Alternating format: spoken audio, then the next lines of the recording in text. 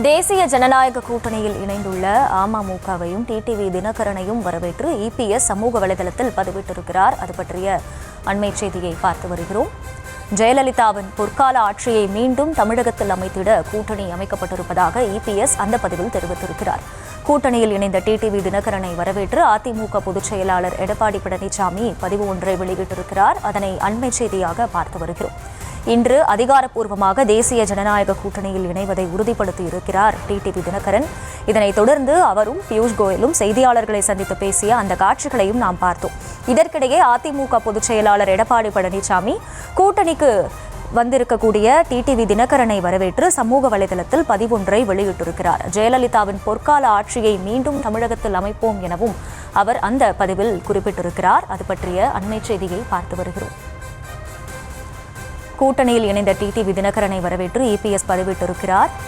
TTV தினகரனை அன்போடு வரவேற்று மனமார்ந்த வாழ்த்துக்களை தெரிவித்துக் கொள்வதாகவும் அவர் அந்த பதிவில் குறிப்பிட்டிருக்கிறார்.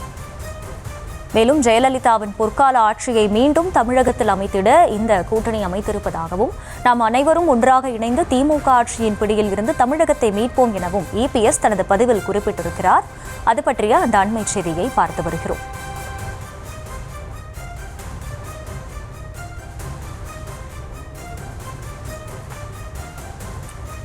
தேசிய ஜனநாயக கூட்டணியில் இணைவதாக அதிகாரப்பூர்வமாக இன்று டிடிவி தினகரன் அறிவித்திருந்தார். அதனைத் தொடர்ந்து பியூஷ் கோயல் முன்னிலையில் அவர் அந்த கூட்டணியில் இணைந்து அதன் பின்னர் இருவரும் கூட்டாக சேர்ந்து செய்தியாளர்களையும் சந்தித்து பேசினர்.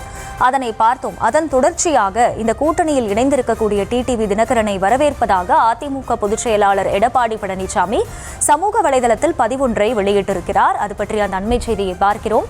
விவரங்களோடு இணைகிறார் செய்தியாளர் லதா. லதா, வணக்கம். இபிஎஸ்ஸின் இந்த பதிவில் என்னென்ன விஷயங்கள் எல்லாம் குறிப்பிடப்பட்டிருக்கின்றன? முழு விவரம்.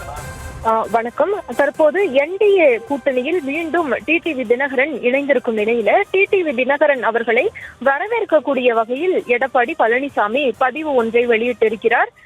தமிழகத்தை பொறுத்த வரைக்கும் தேசிய ஜனநாயக கூட்டணியின் தலைவர் என்பவர் எடப்பாடி பழனிசாமி தான். எனவே அந்த முறையில் புதிதாக கூட்டணிக்கு வந்திருக்கக்கூடிய டிடிவி தினகரன் அவர்களுக்கு வரவேற்பை தெரிவித்ததோடு வாழ்த்துகளையும் எடப்பாடி பழனிசாமி பதிவிட்டிருக்கிறார். அவர் வெளியிட்டிருக்கும் அந்த பதிவில் பிஎஸ்எஸ்சி திமுகவின் கொடுங்கோல் ஆட்சியை வேரோடு வீழ்த்திடவும் வாரிசு அரசியலுக்கு முற்றுப்புள்ளி வைத்திடவும் புரட்சி தலைவி அம்மா அவரினுடைய பொற்கால ஆட்சியை மீண்டும் தமிழகத்தில் அமைத்திடவும் தேசிய ஜனநாயக கூட்டணியில் இன்றைய தினம் இணைந்துள்ள அமமுக பொதுச் செயலாளர் மரியாதைக்குரிய டிடிவி தினகரன் அவர்களை அன்போடு வரவேற்று அவருக்கு எனது மனமார்ந்த வாழ்த்துக்களையும் தெரிவித்துக் கொள்கிறேன் என்று எடப்பாடி பழனிசாமி குறிப்பிட்டிருக்கிறார். மக்கள் நலன் என்ற ஒற்றை குறிக்கோளாக கொண்டு நாம் அனைவரும் ஒன்றாக இணைந்து திமுக ஆட்சியிலிருந்து தமிழகத்தை மீட்போம் என்றும் அந்த பதிவில் குறிப்பிட்டிருக்கிறார்.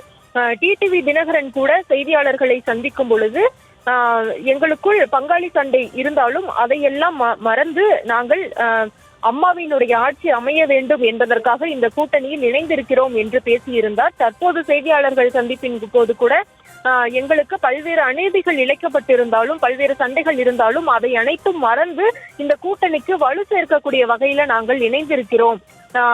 2021 அமைய முடியாத அந்த ஆட்சி மீண்டும் வரக்கூடிய தேர்தலில் அந்த அம்மாவினுடைய ஆட்சி அமைய வேண்டும் என்பதற்காக நாங்கள் இதையெல்லாம் மறந்துவிட்டு தற்பொழுது கூட்டணியில் இணைந்திருக்கிறோம் என்று குறிப்பிட்டு பேசியிருந்தார். எனவே எடப்பாடி பழனிசாமியும் அதே போன்ற ஒரு பதிவை தான் வெளியிட்டிருக்கிறார். அதாவது மக்கள் நலன் ஒன்றே குறிக்கோளாக கொண்டு நாம் அனைவரும் ஒன்றாக இணைந்து திமுகவை வீழ்த்த வேண்டும் என்ற வகையில் தான் எடப்பாடி பழனிசாமியும் பதிவிட்டிருக்கிறார். எனவே என்டிஏ கூட்டணிக்கு புதிய வரவாக வந்திருக்கக்கூடிய டிடிவி தினகரன் அவர்களை வரவேற்றும் வாழ்த்துக்களை தெரிவித்தும் எடப்பாடி பழனிசாமி இத்தகைய ஒரு பதிவை வெளியிட்டிருக்கிறார்.